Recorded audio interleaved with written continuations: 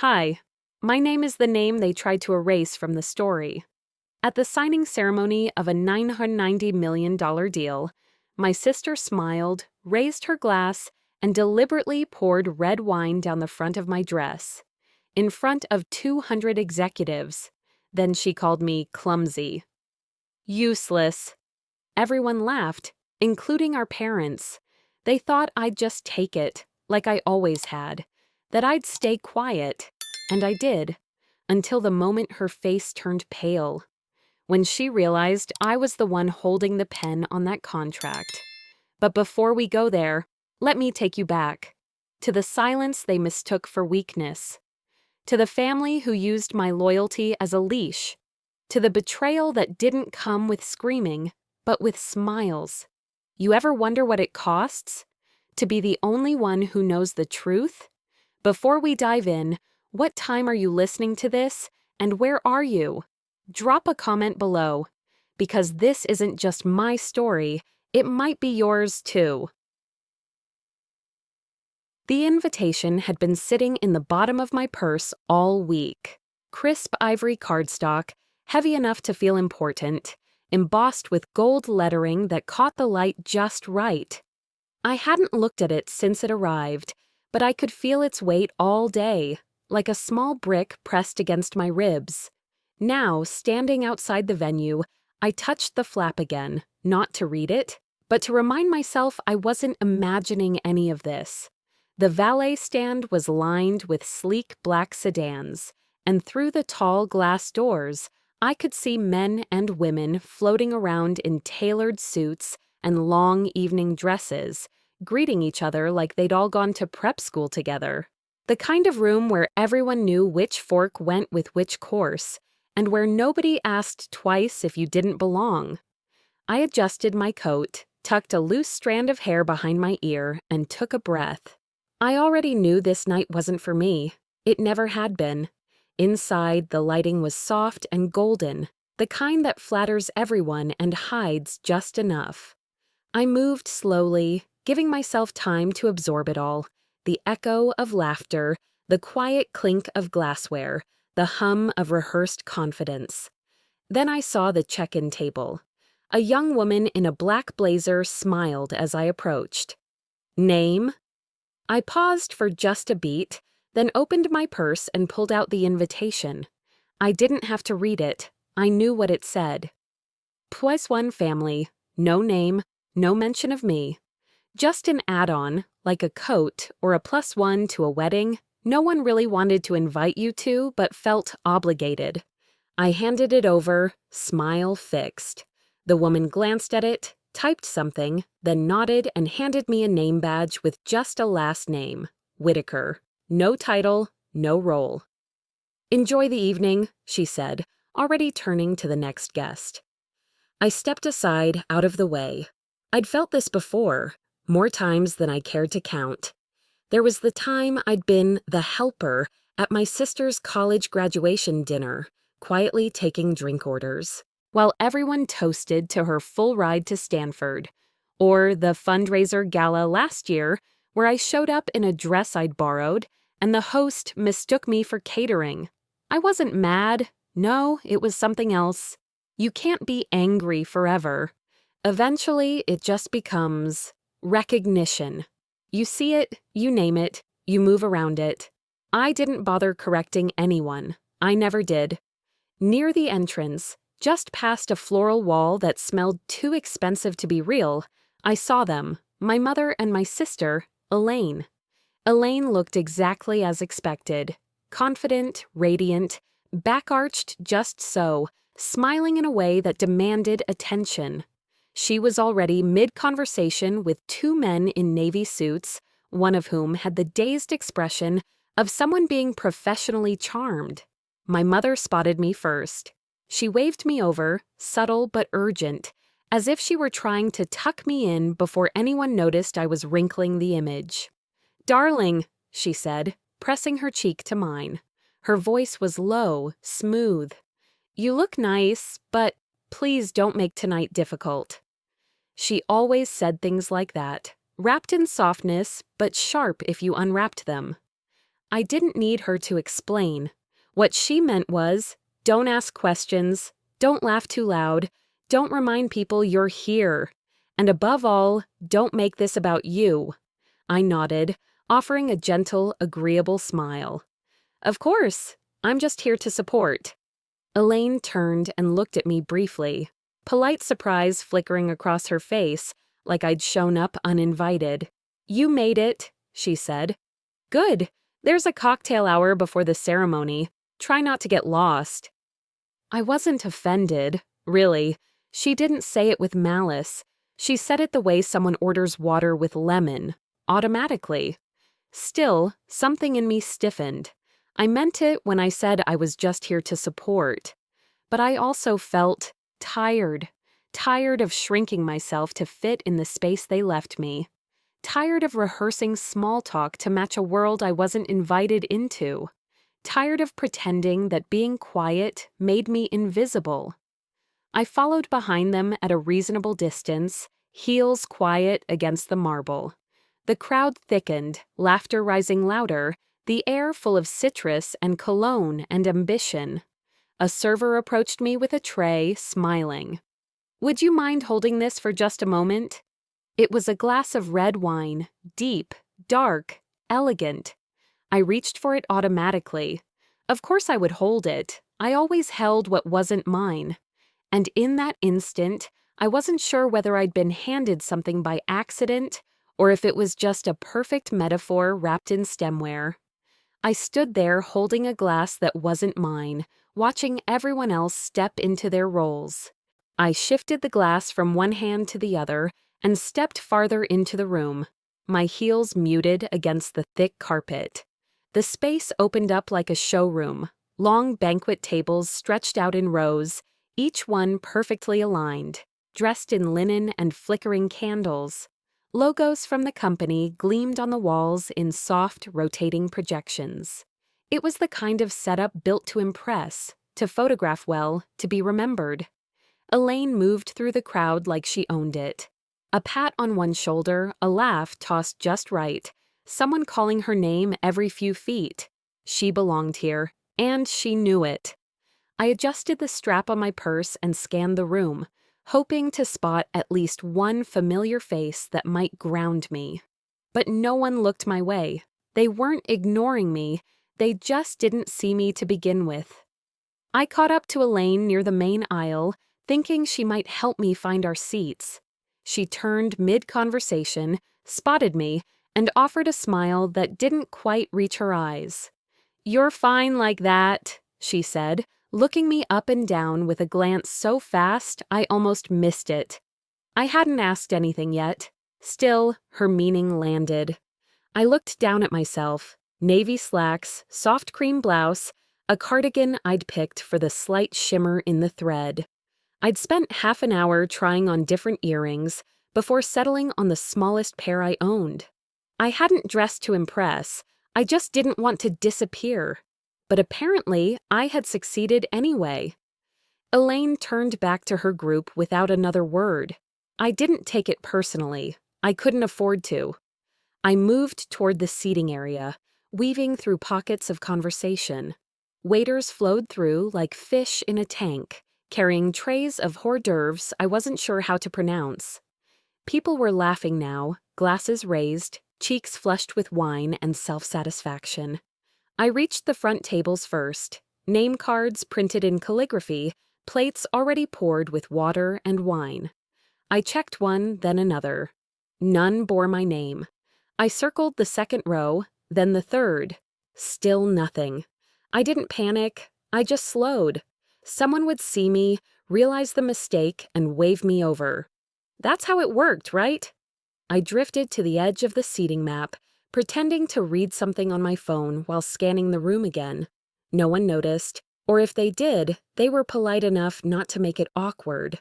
Finally, a young man in a headset and lanyard appeared near the back row. He carried a clipboard, the kind of person who was always moving but never in a rush. "Hi," I offered, soft and friendly. "I think I might be missing my seat assignment." He blinked once, then looked down at the clipboard. "Name?" "Sarah Whitaker." He scanned quickly, lips moving silently. After a moment, he gestured toward a table near the far wall, one without candles, pushed closer to the kitchen entrance than the stage. "This table should work," he said. The phrasing was so casual I almost thanked him. "It's flexible seating," he added, with a practiced smile. I nodded, not trusting my voice. Flexible seating. A nice way of saying miscellaneous. Overflow, unclaimed. I walked over, the glass still in my hand, and sat down slowly. The linen napkin was thinner here. The silverware didn't match. Behind me, a busboy pushed a tray cart toward the kitchen. His sleeves rolled up past his elbows. I could smell roasted garlic and onions. The hum of a refrigerator compressor buzzed under the floor. No one else sat at the table. I could have left. I thought about it, really thought about it. But leaving would have been a statement. And statements never ended well in this family. Besides, I'd come here for a reason. I wasn't sure what it was yet, but it hadn't been to prove anything to anyone. It was something quieter, a kind of endurance, a private decision to show up, even if I wasn't invited in. That counted for something, even if no one else noticed. So I stayed. I folded my hands in my lap and watched as the room began to shift. The music softened, the lighting dimmed by a few degrees. Servers cleared stray glasses and ushered guests toward their chairs. The volume lowered, then dropped again as the stage lit up. Applause broke out in a polite wave. I looked down at the wine still in my hand, now slightly warmer, untouched. That was when I realized no one had actually decided where I belonged. I stayed where I was, shoulders squared, eyes forward. That thought lingered as the lights over the tables dimmed another notch and the stage brightened. The low murmur of conversation faded into a polite hush. Chairs scraped softly. Someone near me cleared their throat. Elaine walked onto the stage as if she'd practiced that exact number of steps 1,000 times. Her smile was timed perfectly. She waited for the applause to crest, then lifted one hand just enough to quiet the room. The microphone caught every breath, every pause. She stood tall, confident, at ease in a way that told me this wasn't her first time owning a room like this. She began with the company's early days. A modest office, long nights, big risks. I leaned back slightly, the stem of the wineglass warm against my palm, and listened. The story sounded familiar, too familiar. She talked about the first major pivot, the one that kept the company afloat when the market shifted. She credited our internal discussions and strong team instincts. I remembered the spreadsheet I'd built at my kitchen table, the phone call I'd made after midnight, the week I barely slept because the numbers wouldn't stop rearranging themselves in my head. She moved on to the second expansion, describing it as a collective decision shaped by outside advisors. I could still see the email chain where I'd laid out the risks line by line, attaching projections no one else wanted to touch. That plan had gone forward unchanged. My name never came up. I didn't flinch. I didn't look around. I kept my face neutral, as if I were hearing all of this for the first time. Inside, though, I started cataloging. Not out of bitterness, out of habit. This wasn't new. It was patterned. Elaine thanked partners next, then consultants, then a former intern who'd gone on to do something impressive elsewhere. Each acknowledgement earned a nod, a ripple of applause. I waited anyway. I told myself I wasn't expecting it, but a small, stubborn part of me still counted the seconds, listening for a pause that never opened my way. The segment ended. The microphone never said my name. The room clapped again, louder this time. I joined in, slow and measured, because stopping would have drawn attention, and attention, in this family, always came with consequences. As the applause rolled on, memories flickered through my mind. Not scenes, just impressions. Messages left unanswered until someone else echoed them. Decisions delayed until they came from a different mouth. Work that moved forward only after it was softened, reshaped, reassigned. It wasn't this moment that hurt. It was the recognition of how cleanly it fit into everything before it. I took a small breath and shifted in my chair. That's when I noticed him. He stood off to the side of the stage, arms folded loosely, not clapping. Older than most in the room. Calm. His gaze wasn't fixed on Elaine. It was on me. Our eyes met. He didn't look puzzled. He didn't look curious. He looked like someone who understood exactly what he was watching. No smile, no signal. Just awareness. The contact lasted only a second before he looked away, but it was enough. I wasn't rescued. I wasn't validated out loud, but I wasn't alone in the truth of it either. The applause tapered off. The lights shifted again, signaling the next part of the program. I glanced down at the glass still in my hand. The wine inside caught the stage light, dark and steady. My fingers tightened around the stem without me realizing it. I didn't know what was coming next. I only knew something already had. By the time the applause faded, I understood exactly how invisible I was meant to be.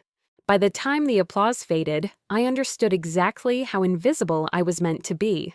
I stayed seated. The room stirred around me, a blur of motion and voices, chairs scraping back, laughter bubbling too loudly, too easily. I heard someone nearby say, "She always nails it," and I knew exactly who they meant. Elaine, already surrounded. Her hand rested lightly on someone's shoulder, while she turned to greet another. She moved like a current through water. Nothing blocked her, nothing resisted her. The conversation swelled where she walked, like people leaning in just to orbit closer. I stayed where I was, glass still in hand, back straight, breath even. Someone brushed past me. I looked up, expecting a nod or maybe a quick word, but the woman, someone I'd worked alongside for years, only smiled the way you do at someone you recognize but can't quite place. I let my eyes move across the room, not scanning for attention, just looking. There were people here who knew the truth. Not in fragments, fully. People I had copied on emails, pulled into late-night Zoom calls, brought in when deadlines threatened to collapse everything. I saw Mark by the buffet, talking with someone from legal. He glanced over, just for a second. His eyes met mine, and he smiled like nothing had happened. Like this was just another Tuesday, like I wasn't sitting in a chair without a name card, watching my work repackaged into a slideshow without a credit. I looked away first. Across the room, I saw Diane. Years ago, I stayed up all night helping her prep for her first pitch to the board. She had been so nervous her hands shook. I'd printed the handouts myself, formatted her slides, even ran through her lines with her while she paced my apartment barefoot. Tonight, she raised a glass and toasted Elaine. They clinked glasses and Diane laughed. I didn't expect a defense. I didn't need a scene, but I had let myself hope, just a little, that someone might say my name, quietly, as if to say, "We see you." Just one voice would have changed everything. The crowd shifted again, and someone new stepped up beside Elaine. A man in a crisp suit. Thomas. We'd once shared a cab after a late meeting. I'd covered for him when he missed a call with the finance team. He saw me now, held my gaze. I almost let myself believe he would walk over. He didn't. He turned, placed his hand on Elaine's back, and leaned in to say something that made her laugh again. The two of them looked like the future of the company, perfectly aligned, flawlessly rehearsed. That was when it hit me. They weren't silent because they didn't know. They were silent because it was easier. I felt a strange heat move through my chest. Not like rage, more like pressure. Like something inside me had been held still too long and was beginning to swell. I sat taller. My shoulders went rigid. I could feel the wine in my stomach, acidic and sharp, and I wondered if I should leave right then, just stand, walk out, let the sound of my heels on the tile be the only noise I made all night. But I didn't move, not yet. Instead, I kept watching. I looked for my mother. She stood a few feet from the edge of the room, speaking softly to one of the board members. She hadn't looked at me since the program ended, not once. She had seen everything. She always did. If anyone was going to step in, it would have been her. And yet, there she was, smiling gently, her hands folded in front of her like a well-meaning guest at someone else's wedding. I thought of all the ways she used to tell me to stay quiet. Don't make it about you. Let your sister shine tonight. You're not the one who needs this. But this wasn't about spotlight anymore. This was about truth. And truth, apparently, had become negotiable. It wasn't just her. The entire room was telling me something in their soft silences, their polite detours around me. No one was going to say it aloud, but I was the inconvenient detail in a perfect story. And stories like this, they only worked when the inconvenient details stayed quiet. That was when I knew, if this went any further, no one was going to protect me but myself. I didn't storm out. I didn't cry in a bathroom stall or send a dramatic text or clutch at someone's sleeve, begging for sense. I just stepped aside. Glass still in hand, I walked slowly toward the back edge of the venue, to where the soft lighting faded and conversations thinned into background noise. I stopped near a tall plant in a decorative pot and took a breath. I wasn't retreating, I was giving them space. Space to do the right thing without pressure, without an audience. I didn't want a scene, I wanted peace. A few feet away, servers gathered near a hallway, adjusting trays and checking name cards. One gave me a polite nod before returning to their checklist. I leaned against the wall, one arm crossed, the other cradling the untouched wine. Elaine saw me. Eventually. She turned from her circle of admirers with a flash of annoyance she tried to smooth over with a smile. I caught her eye and motioned gently toward the hallway. "Can we talk?" I asked, low and calm. She hesitated just long enough to say everything. But then she followed. We stood just beyond the main lights, out of earshot, but still within the rhythm of the event. Music floated in from the speakers. She glanced at her watch, then back at me. "This isn't a great time, you know." I nodded. "I know, I just need a minute." I kept my voice light, measured, as if I were the one trying not to make things worse. She crossed her arms. "What's up?" I waited a beat too long. I was trying to find the right words, something clear but not accusatory. "I noticed some of the work you presented, some of the things you said," I started. "They were familiar." Elaine blinked. "Familiar?" I met her eyes. "Things I wrote, ideas I pitched." She gave a little laugh. It wasn't cruel, not overtly, but it was dismissive, practiced. "Oh my God," she said. "You're not still hung up on that?" "I'm not hung up," I said quietly. "I'm just trying to understand." She shook her head, laughing again like I'd made an awkward joke at a dinner party. "Come on, it's not that deep. Everything here's been touched by 10 people. That's how these things work. But you didn't mention me, not once." Elaine rolled her eyes as if I were being childish. "Look, I didn't write this speech to be a checklist of names. Don't take it so personally. You know how these events are." I let the silence grow, and she filled it, exactly as I knew she would. "You're reading too much into this," she added. "Seriously, you always do this." That line, "You always do this." It was the same tone she used when we were girls, and she'd lie to our mom, and I'd stand there trying to explain. Same shrug, same smile, same casual refusal to take ownership. I swallowed whatever I had been about to say. There was no misunderstanding here. This wasn't carelessness. It was control. She was never going to admit it, and she didn't. need to. Because she knew I wouldn't push. I stepped back slightly. I wasn't going to fight her, not here. But I wasn't going to let her believe I'd been fooled either. And then our father appeared. He came around the corner like he'd been watching, like he'd felt a slight shift in the air and arrived to smooth it. "Everything okay here?" he asked, voice dipped in pleasant warning. Elaine gave him a small shrug and turned her body slightly toward him, just enough to place herself under his wing. "She's just upset about the speech," she said, too quickly. "It's nothing." My father looked at me, not searching for the truth, just checking whether I intended to cause trouble. "I think," he said with a small, worn sigh, "that maybe it's best we let it go tonight. It's Elaine's night. Let's not make this bigger than it needs to be." Not bigger than it needs to be. I nodded, not because I agreed, but because there was nothing left to argue. He gave a tight, approving smile, already turning away. Elaine didn't say anything else. She didn't have to. She'd won the moment by simply pretending there was no war. And just like that, the air around me thickened. Not with rage, but with clarity. They weren't confused. They were coordinated.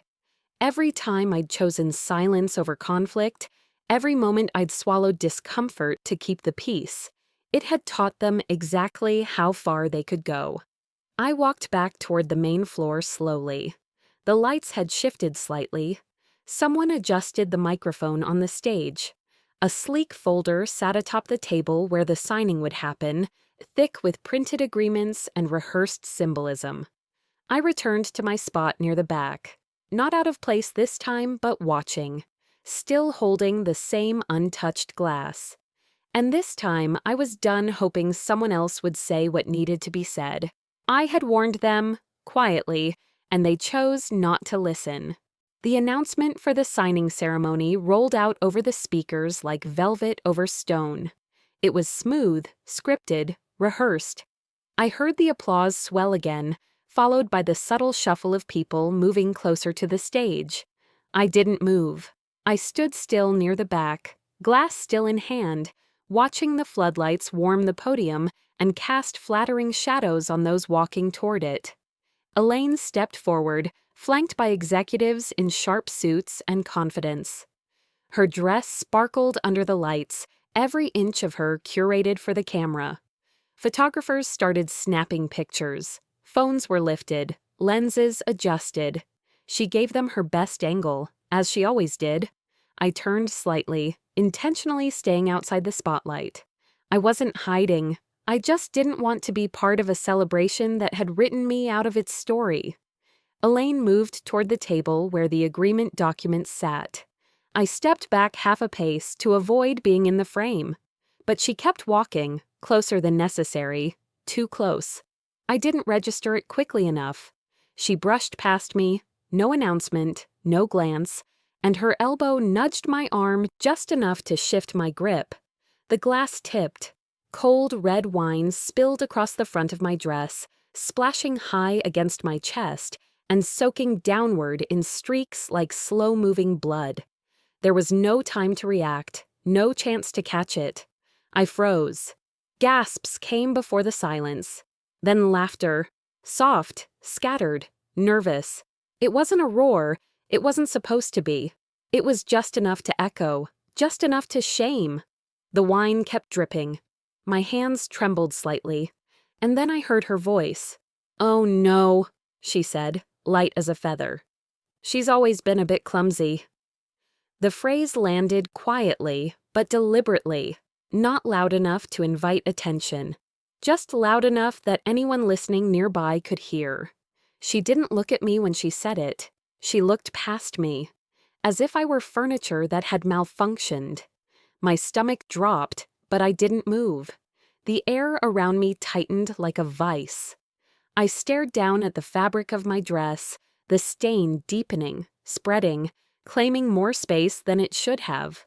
My chest felt numb, my face strangely detached. "She's always been kind of, useless in situations like this," she added with a little shrug, almost like she was excusing me. I heard that word, useless, and I knew exactly what she was doing, assigning a label, clumsy, useless. Each syllable was an eraser stroke over everything I had built, everything I had held in silence, everything I had contributed. I stood there, wine running cold down my stomach, unable to make my legs work. My eyes found the floor and stayed there. I could feel the burn of people watching. Not all, just enough. A few heads turned, a few mouths curled with sympathetic curiosity. A couple glanced away. The worst part was not what she said. The worst part was that no one said anything back.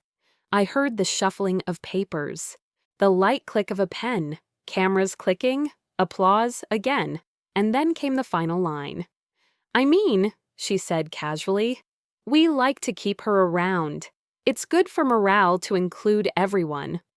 Not even said to me, said to someone standing beside her, laughing politely. My throat tightened, but nothing came out. I couldn't speak, I couldn't blink. I wasn't there as a person anymore. I had become a prop, a lesson. Inclusion, they called it.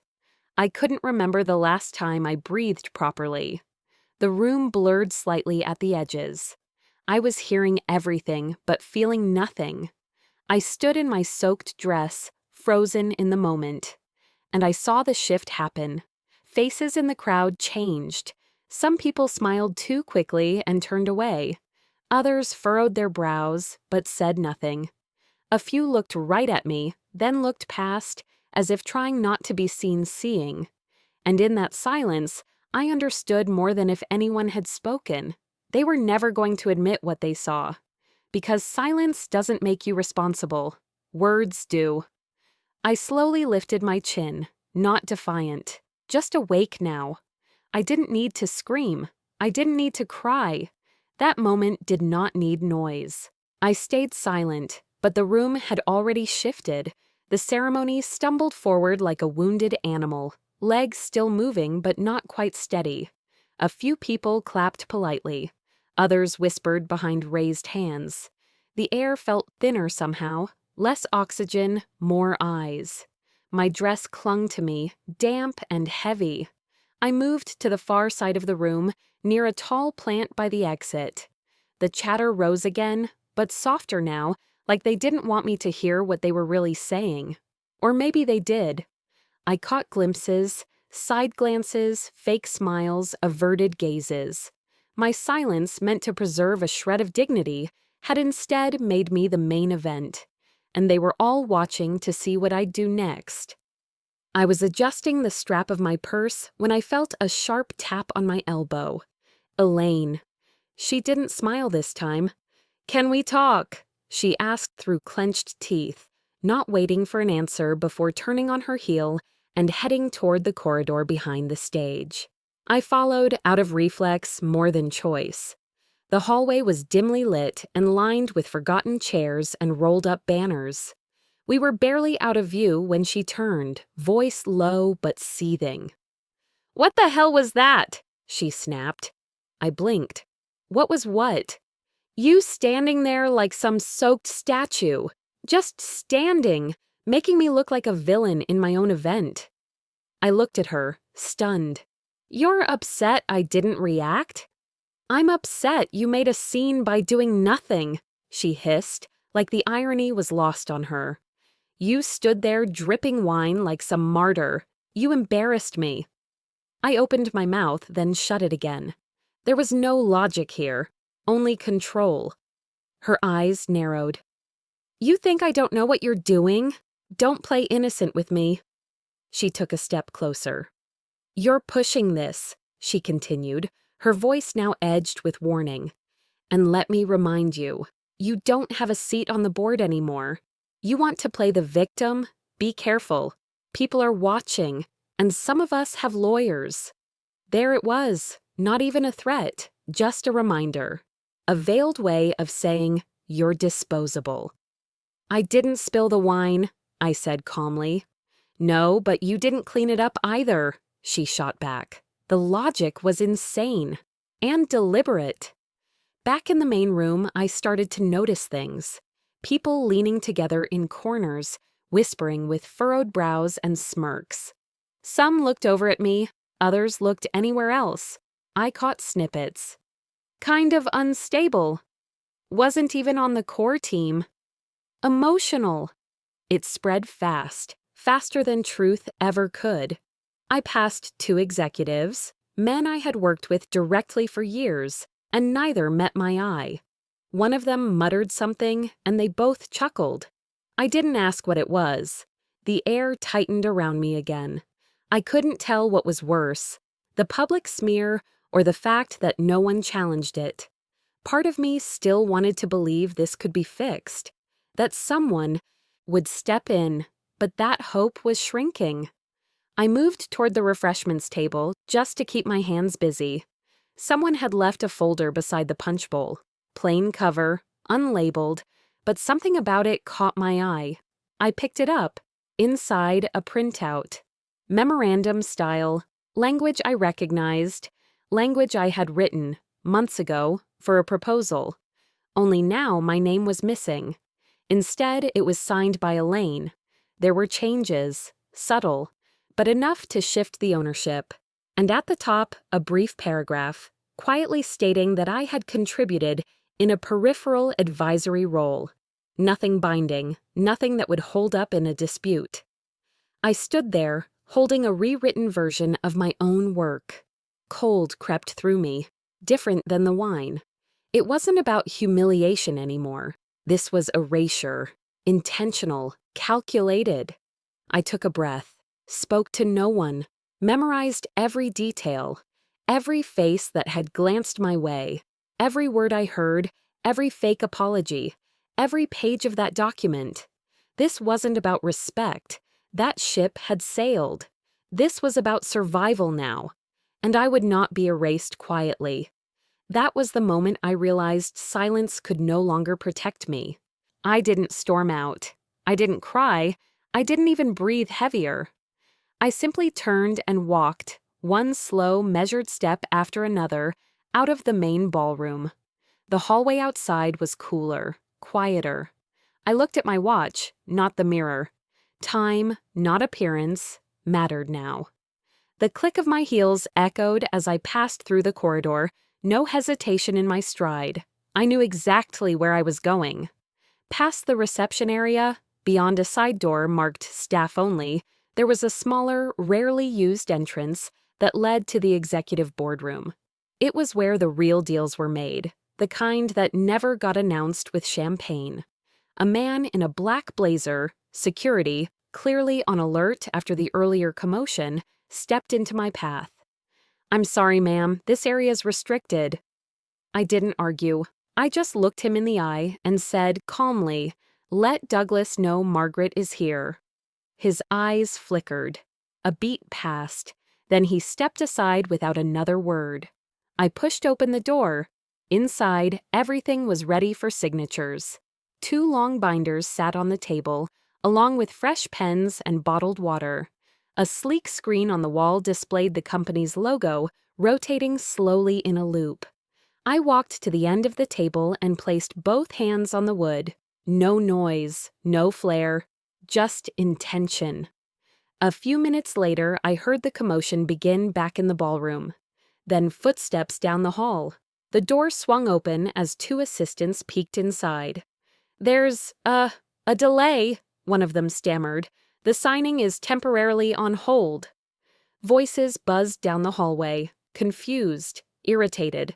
One, unmistakably Elaine's, snapped something sharp I couldn't hear. I straightened my posture as more people began filing into the room. Executives, consultants, legal aides. Their energy was scattered. They expected a problem. They didn't expect me. Elaine arrived last. She paused in the doorway as if trying to make sense of what she was seeing. I didn't wait for questions. "My name is Margaret Elaine Rowe," I said, "majority shareholder, founding partner, and the original author of the proposal on the table."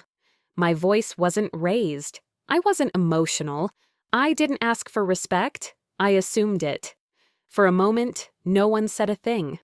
Elaine blinked, laughed, but only with her mouth. "Oh, come on, is this really necessary? We're celebrating. You're turning this into something dramatic." She glanced around the room for backup. None came. Then one of the senior executives, Mr. Lockwood, someone I hadn't worked with closely in years, cleared his throat. "Can someone verify that?" He didn't look at Elaine when he asked. He looked at me. I didn't flinch. "Section 5.3 of the contract, review clause," I said. "It allows the majority holder to delay execution pending formal review if material misrepresentation is suspected." Elaine's smile faltered. Her color faded. She reached for the folder on the table, as if touching it might undo what was unfolding. "I'm not canceling anything," I added. "This deal might go through exactly as planned, but not tonight." Silence blanketed the room like snow. Cold, heavy, absolute. Elaine sat down slowly. Her fingers trembled ever so slightly as she lifted a glass of water to her lips. I stayed standing. There were no dramatic exits, no applause, just chairs scraping back, papers being reshuffled, and people suddenly remembering they had other places to be. One by one, they left the room.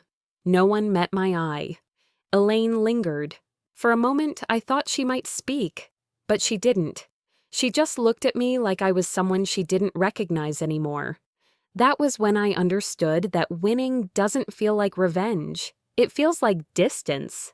The last of the chairs scraped against the floor as the boardroom emptied. No one looked back at me. The door clicked shut behind them, and suddenly I was alone again. Not alone like I used to feel, left out, invisible, but alone by choice. I stood still for a moment longer, then walked out without saying a word. In the hallway, people avoided my eyes. Even the ones who used to smile politely offered only stiff nods now. Victory has a way of making people uncomfortable, especially when it doesn't look the way they expected it to. 3 days passed before I saw anyone from the family again. A private meeting was arranged, supposedly to discuss things calmly. My mother opened with a strained smile, saying, "We're all still family, you know." My father sat beside her, quiet but present. Neutral. Always neutral. Elaine arrived late, of course. Her tone was soft, measured. "I feel completely blindsided," she said. "I thought we were working toward the same goal. I had no idea you felt so excluded." I didn't respond. I let her speak. Let her paint herself as the one deceived.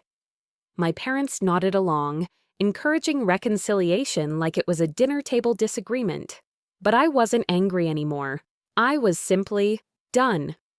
By the end of the week, the company released a quiet statement confirming a leadership restructuring. No headlines, no scandal. Elaine's name was no longer associated with the deal. She didn't lose her house, her car, her comfort, but she lost the narrative. The circles she once controlled now returned her calls with measured pauses. The night after the announcement, I walked through the office alone. It was empty, dim, the way I liked it. On a side table near the main conference room, I spotted a single wine glass. Clear, unbroken. Nothing spilled. I didn't touch it. Instead, I sat down at the far end of the room, the spot where I used to take notes while others talked over me. I closed my eyes and remembered all the times I stayed quiet to keep the peace.